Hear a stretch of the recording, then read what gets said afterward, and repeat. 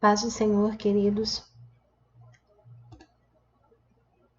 A pedido da irmã Paula, Ana Paula, a gente vai trazer aqui a lição número 13, respondente à lição número 13, para a nossa escola dominical, tá? O título da lição é, no lição 13, Renascimento de Israel. O versículo-chave, o texto áureo,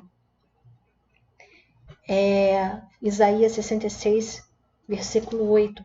Quem jamais ouviu tal coisa? Quem viu coisas semelhantes? Poder-se-ia fazer nascer uma terra num só dia? Nasceria uma nação de uma só vez? Mas Sião esteve de parto e já deu à luz seus filhos.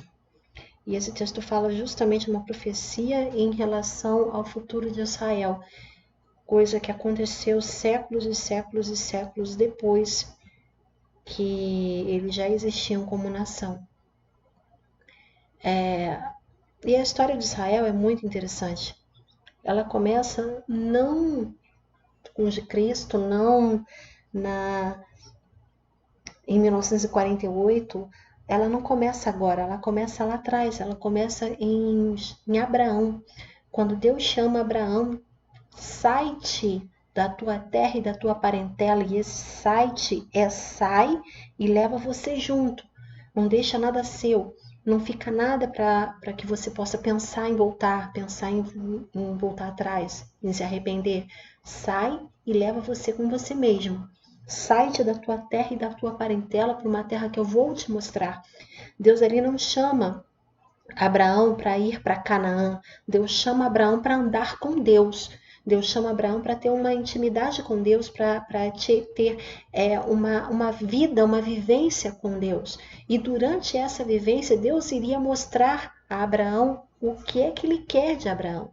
E Deus mostrou, Deus tem uma promessa para Abraão, Deus tem e confirma essa promessa através de um juramento que era feito naquela época.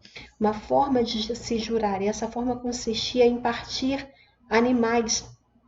Cada pessoa partia um animal e colocava esse animal entre as duas partes da aliança, as duas pessoas que estavam fazendo essa aliança, e passavam no meio desse animal partido, para simbolizar, né, a aliança que estava sendo feita. O povo de Israel fez isso antes de Nabucodonosor invadir, na época do rei Zedequias. Eles fizeram uma aliança para voltar-se a Deus, para não escravizar mais os seus irmãos. Eles passaram entre animais, mas eles quebraram essa aliança. Assim que Nabucodonosor volta para sua terra, eles quebram a aliança e voltam a escravizar seus irmãos, voltam a fazer tudo o que estava fazendo antes. Mas era uma forma que o povo tinha naquela época de se fazer aliança, de estabelecer promessas, de estabelecer pactos, né? E a gente vê isso com Deus fazendo com Abraão, lá em Gênesis 15. E disse ele: Senhor Deus, como saberei que hei de herdá-la? Ou seja, Deus acaba de fazer uma promessa a Abraão, e Abraão quer que saiba, quer uma garantia de Deus. Vem cá, o Senhor está me dando essa garantia, está me dando essa promessa, mas que garantia eu tenho dela? E Deus disse: toma-me uma bezerra de 3 anos, uma cabra de 3 anos e um carneiro de 3 anos. O legal aí que são 3 animais, né? 3 animais para 3 pessoas. Uma rola e um pombinho. E trouxe-lhe todos esses e partiu pelo meio, e pôs cada parte deles em frente uma da outra, mas as aves não partiu. Aí o versículo 17 diz que sucedeu que, posto o sol, houve escuridão, e eis que um forno de fumaça e uma tocha de fogo passou por aquelas metades. Ou seja, Deus não deixou Abraão passar. No caso, se fosse um pacto via de mão dupla, Abraão teria que passar também. Mas ali só o Eterno que passou por entre os animais. Ou seja, Deus estava fazendo uma promessa a Abraão, independente daquilo que Abraão faria com ele. Independente da resposta de Abraão, a promessa dele, Deus passou, Deus ia cumprir. Era algo que Deus se comprometeu a fazer, Deus se comprometeu a cumprir. Então ali independe o chamado, a promessa de Deus para Israel hoje independe do comportamento de Israel, depende apenas do que se é filho de Abraão ou não, porque a promessa de Deus para Israel, Deus vai cumprir, porque foi feita por Deus a Abraão e não foi condicional. Não foi uma promessa, essa promessa de ter Israel como povo, de ter Israel como nação para si, de abençoar Israel, não foi condicional. Foi por causa da fidelidade de Abraão, foi por causa de Abraão, e quem se comprometeu nessa aliança foi o Senhor. E Deus é um Deus de alianças, tá? Deus é um Deus de alianças e ele cumpre, ele honra as alianças que ele faz. Mas a história continua. Abraão tem um filho, Isaque, e é interessante que Deus fala assim: eu posso ocultar Abraão, poderia eu ocultar Abraão o que eu faço, visto que ele vai ser pai de uma grande nação? Isso está lá em Gênesis capítulo 18. E ele fala para Abraão: olha, vou destruir Sodoma e Gomorra. Mas mais tarde, quando Isaque já era crescido, nessa época Deus foi até Abraão para dizer que ele seria pai de Isaque. E anos mais tarde, quando Isaque já estava grande, Deus fala para ele assim: me dá o teu filho, eu quero o teu Isaque. Eu quero Isaque como sacrifício. Eu quero o teu Isaque. E Abraão se dispõe a oferecer um sacrifício a Deus. Ele leva Isaque até o monte, com fogo, com os galhos, mas o cordeiro, ele disse para o filho: o Senhor proverá. E lá no monte Deus proveu o cordeiro, né? Isaque foi substituído. Isaque deveria morrer, mas quem morre no lugar de Isaque foi um cordeiro. E Abraão, diz a Bíblia que Abraão viu esse cordeiro preso pelas pontas. E lá em João capítulo 8, Jesus vai dizer que Abraão, vosso pai, viu o meu dia e se alegrou.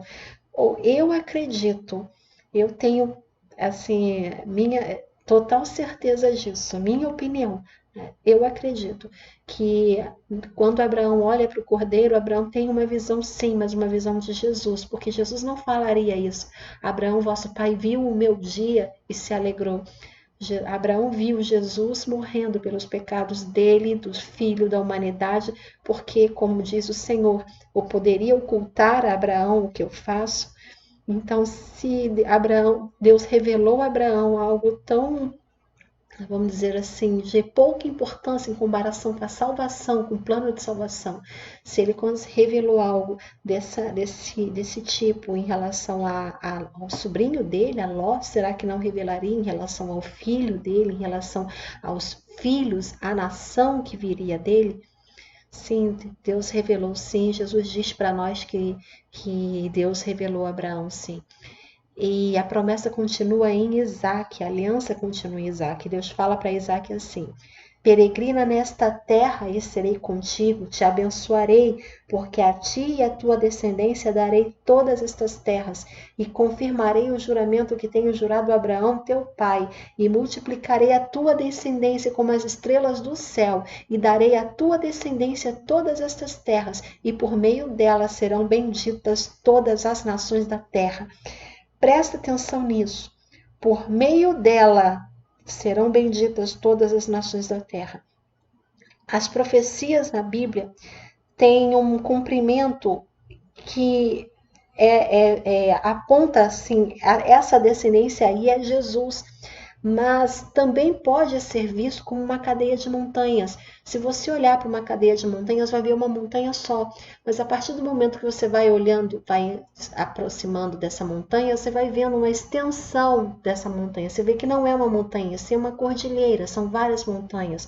As promessas na Bíblia são mais ou menos assim.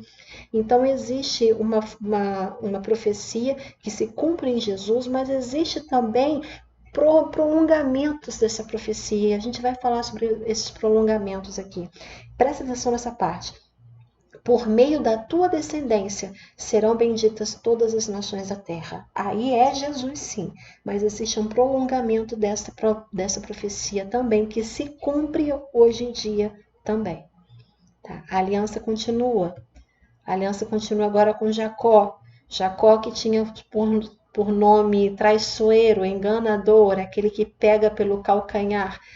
Ele tem um encontro com Jesus, com Deus, né? Com o anjo do Senhor, que é uma teofania do Altíssimo, e luta com esse homem até a alvorada. E quando ele está subindo, quando está amanhecendo, que o anjo do Senhor fala, me solta, ele fala assim, não vou te soltar enquanto você não me abençoar. E disse-lhe, qual é o teu nome? E ele disse, Jacó. Então disse, não te chamarás mais Jacó, mas Israel, pois como príncipe lutaste com Deus e com os homens e prevaleceste. Deus continua a aliança dele, chama a aliança dele em Abraão, continua com Isaac, confirma a Jacó. E a história não parou por aí. Jacó teve 12 filhos, um desses 12 filhos foi vendido pelos seus irmãos para o Egito, porque ele se destacava. E era plano de Deus que ele fosse vendido para lá, que ele fosse para o Egito, para conservar toda a família em vida. E José foi para lá, foi ser escravo no Egito. Depois de algum tempo, os irmãos vão lá, ele de escravo, ele vai a governador, a história vocês sabem muito bem. Deus era com José em qualquer situação, José foi fiel a Deus e Deus foi fiel a José. Deus é um Deus de aliança, Deus é um Deus que guarda as suas promessas, que guarda o seu pacto com os seus servos. E uma coisa que ele quer de nós é obediência. Se ele encontra isso em nós, ele é fiel a nós. Ou melhor, ele é fiel a ele, por isso que ele é fiel a nós. É isso aí. E depois de algum tempo, a família de José foi convidada a ir para o Egito. Foram convidados, eles tinham um local que eles escolheram, eles habitaram um local que eles puderam escolher. Então, não foi algo que eles apareceram por lá, entraram de gaiato, de penetra, não, eles foram convidados. Mas depois que José morre, que o faraó que conhecia José morre, nascia um que não tinha compromisso nenhum com o faraó e acaba que escraviza o povo. E essa escravidão estava nos planos de Deus, porque Deus falou tudo isso para Abraão.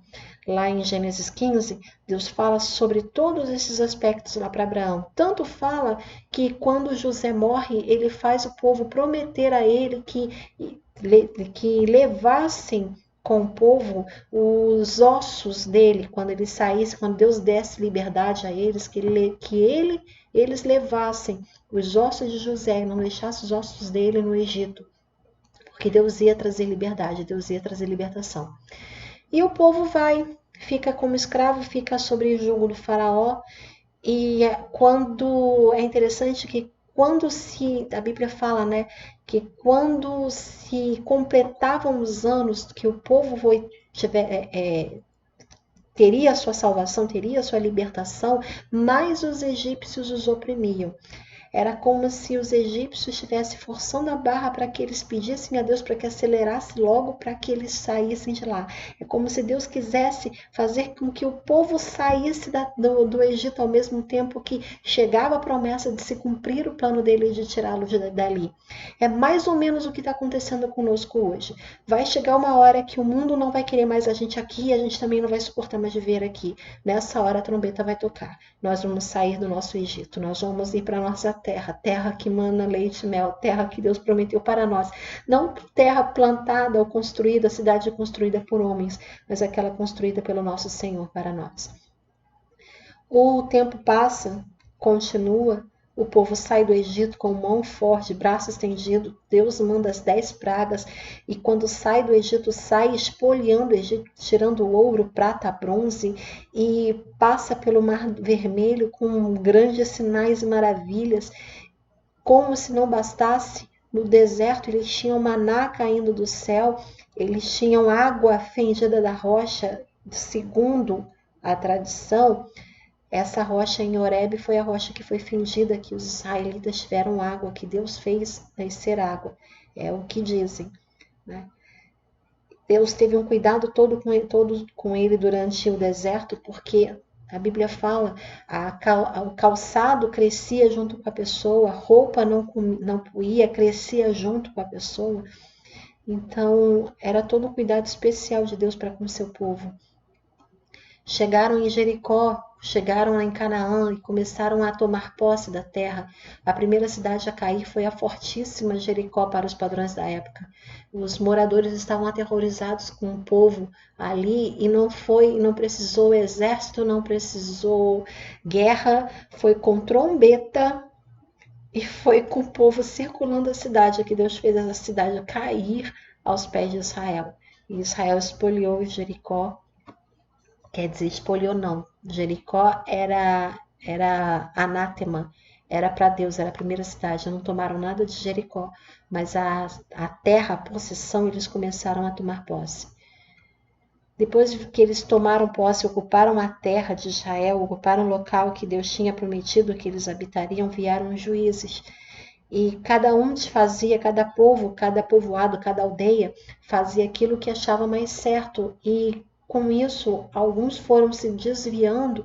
E quando uma região se desviava, Deus levantava juízes para poder, Deus levantava os inimigos para poder punir o povo, para chamar a atenção do povo. Mas junto com os inimigos vinham também os juízes, os libertadores. Quando o povo clamava, quando o povo se arrependia, o povo orava e chorava e pedia socorro a Deus, Deus levantava os juízes.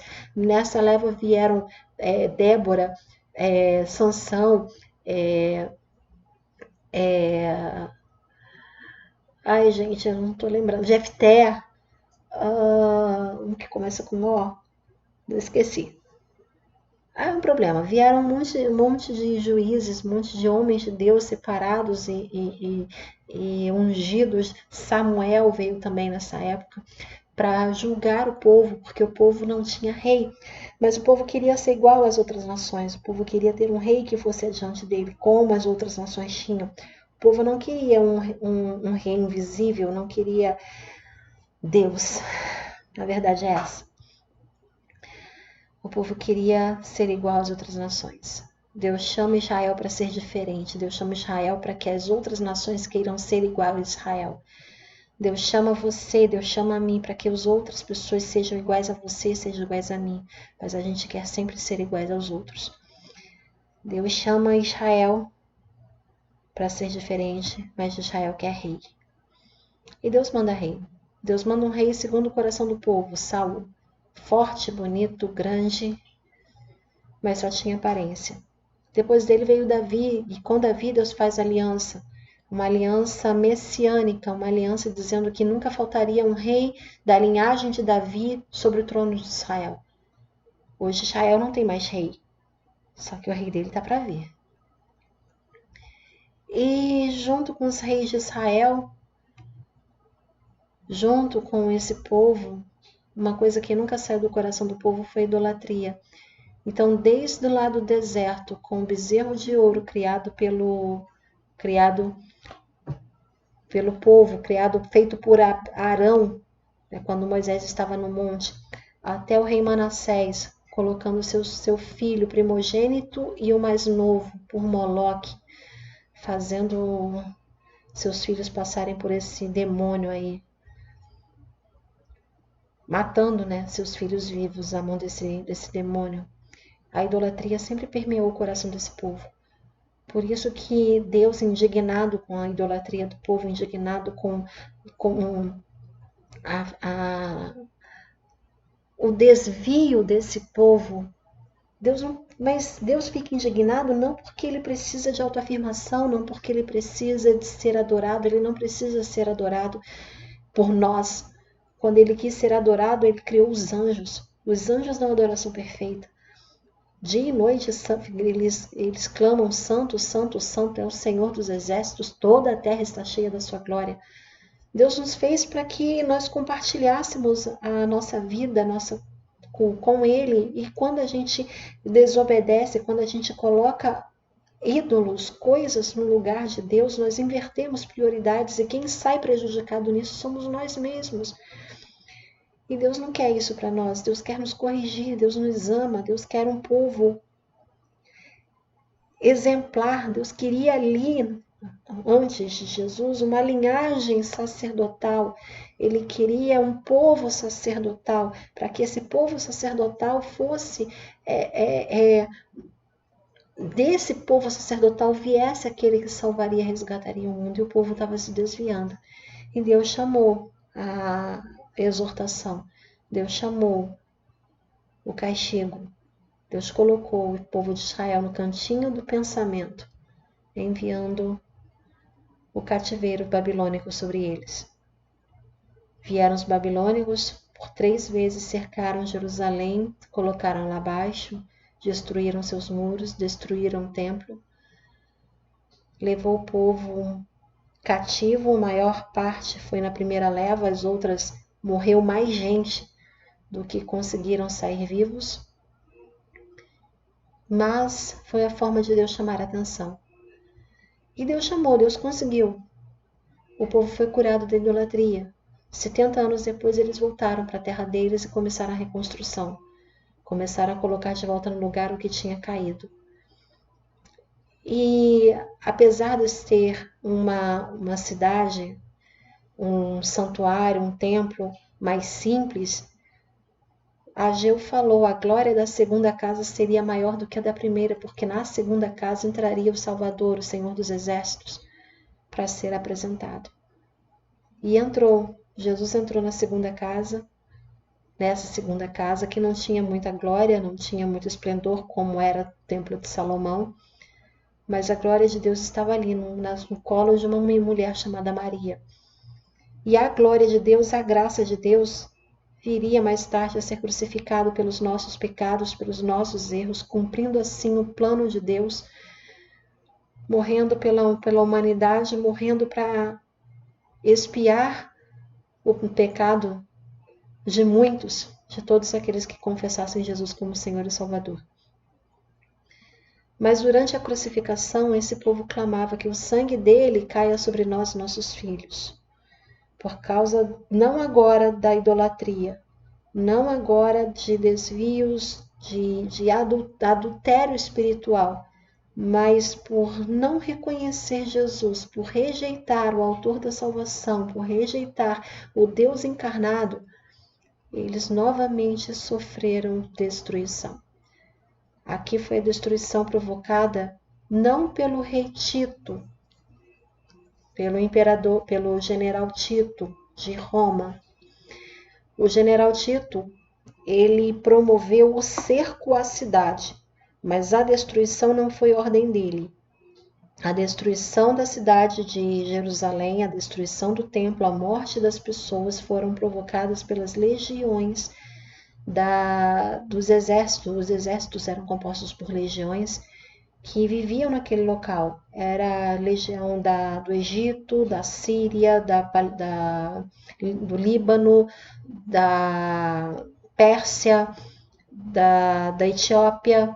Eram pessoas daquele local, pessoas que hoje são islâmicos, países que hoje são islâmicos, países que hoje são muçulmanos. Foram essas as pessoas, os arqui-inimigos, os descendentes de Ismael e Esaú. Foram essas pessoas que cercaram Jerusalém, que destruíram Jerusalém, que arrasaram Jerusalém, que destruíram o templo. E eu acredito que vai ser daí que vai surgir o anticristo. Mas isso é coisa para outra aula. Isso é muita polêmica.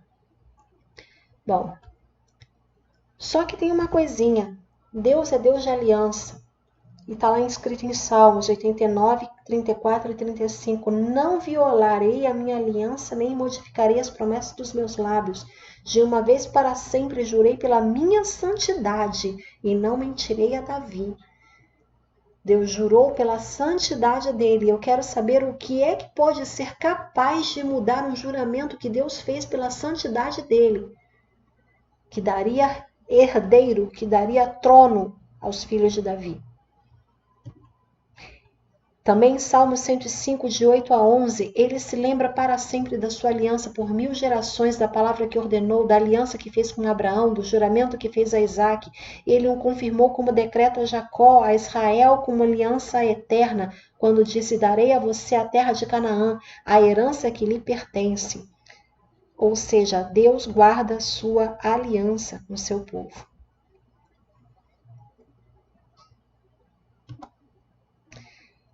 O tempo passou, Israel foi dividido pelas nações, ele saiu, foi a segunda grande diáspora. Vai ter outra, mas essa foi a segunda grande diáspora. E nessa diáspora eles se espalharam por várias nações do mundo. Entre essas nações estavam muitas nações do leste europeu, incluindo também a Alemanha, Polônia, a Rússia e por aí vai. E como todos sabemos, história recente, em 1945 começou a Segunda Guerra Mundial, mas desde 1942, no final da Primeira Guerra Mundial, os judeus já começaram a sofrer retaliações nesses países, perseguições, e culminou com o Holocausto, culminou com os campos de concentração. Esses locais aqui, onde eles eram mantidos como bichos em cativeiro. Eles eram testados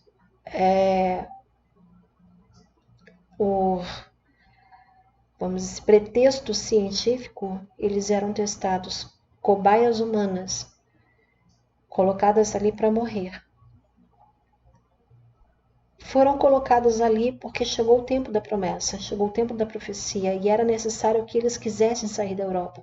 Eles estavam muito bem estabelecidos na Europa, tinham seus negócios, estavam ricos.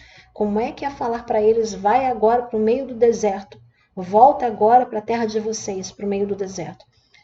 Antes disso, a ONU queria colocá-los antes de colocá-los em Israel, a ONU queria colocá-los na África, né, perto ali da Etiópia, só que eles não quiseram. E precisou haver esse holocausto, precisou haver essa matança, essa aniquilação em massa, para que eles quisessem sair da Europa, eles quisessem ir para a terra deles. E eles foram. Deus guarda a sua aliança com seu povo. Para a palavra de Deus para Ezequiel capítulo 37, fala de um vale de ossos secos, e assim estava Israel. Um vale de ossos secos. Poderia sair um exército daí? Poderia ter vida esses ossos? Sim, poderia. Assim diz o soberano Senhor: tirarei os israelitas das nações para onde foram, vou ajuntá-los de todos os lugares ao redor, e vou trazê-los de volta à sua própria terra. Ezequiel 37, 21. E Deus cumpriu essa promessa. Em 14 de julho, deixa eu ver a data aqui, 14 de maio de 1948, o brasileiro Oswaldo Aranha comandava a ONU, comandava uma assembleia da ONU, e ele deu o voto de Minerva a favor de Israel. Ele disse que, como cristão, ele não podia votar contra o povo que Deus havia abençoado. Se eu não me engano, ele era batista, ele era cristão batista. E ele deu o voto de Minerva a favor de Israel e colocou Israel na nação, no lugar dele. É só esse pedacinho de terra aí, gente. É uma área geográfica menor do que o estado do Sergipe, no Brasil, menor estado brasileiro. Mas deixa eu ler para vocês aqui uma coisinha interessante.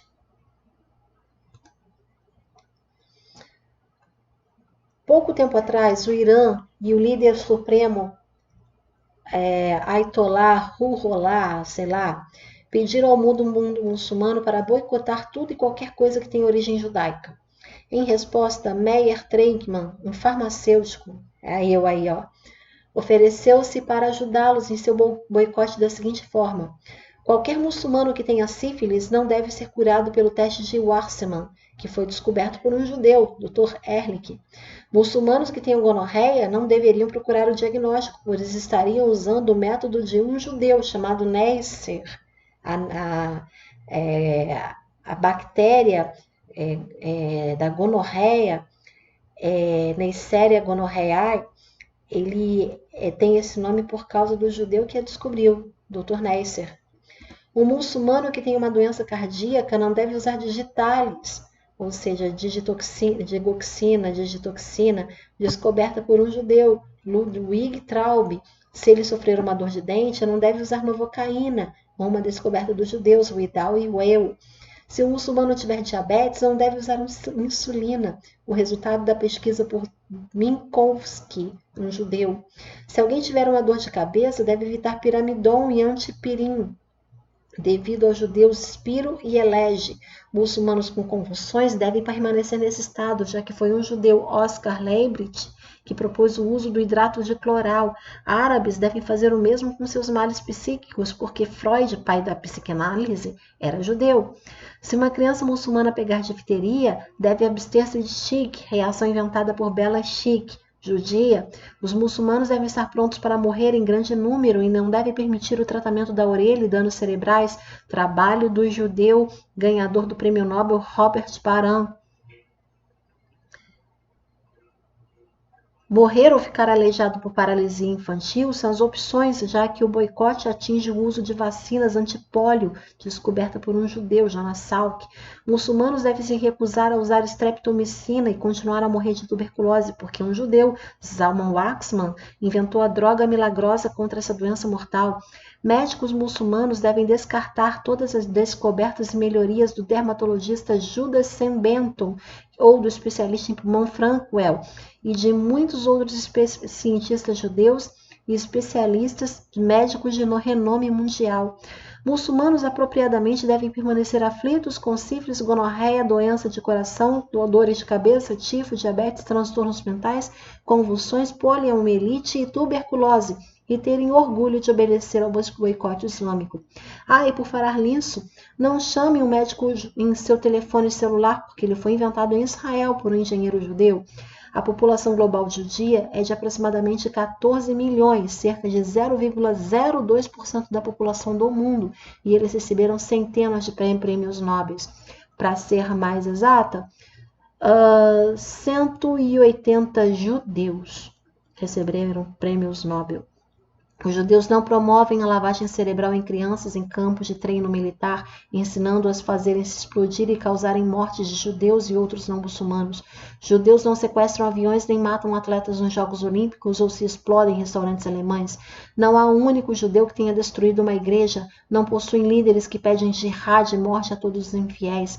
Talvez os muçulmanos do mundo devam considerar investir em mais educação e parem de ocupar os judeus por todos os seus problemas. Devem se perguntar o que podemos fazer para o bem da humanidade.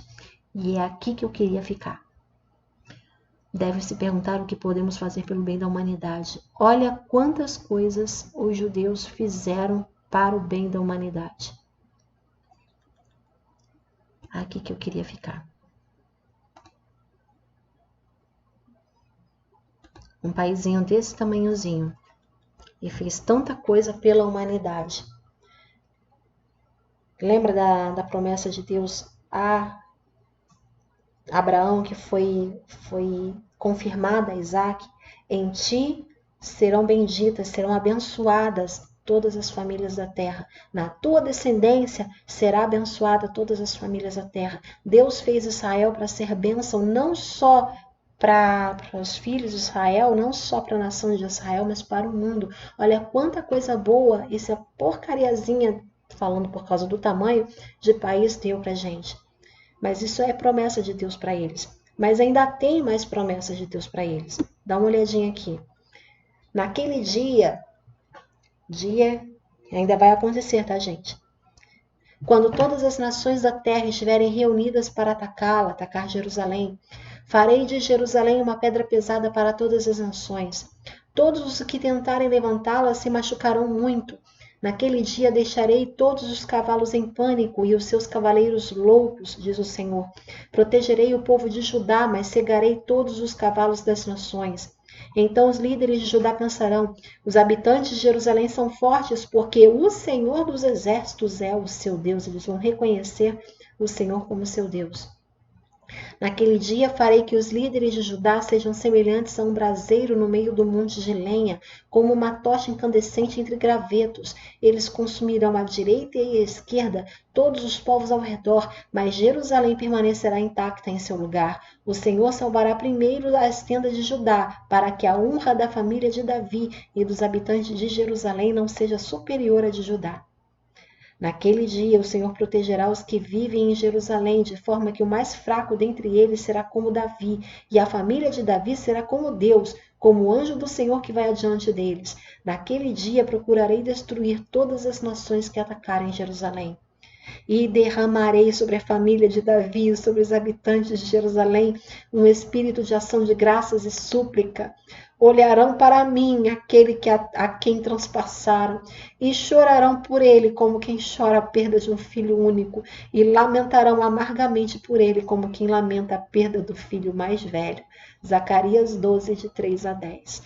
Essa promessa vai se cumprir quando Jesus voltar com a sua igreja para resgatar Israel das mãos do anticristo, das mãos dos povos que queriam a morte de Israel, a morte dessa nação. É um país muito pequeno, mas é um país muito abençoado. Deus guarda a sua aliança com os seus servos. É só isso, pessoal. Deus abençoe vocês.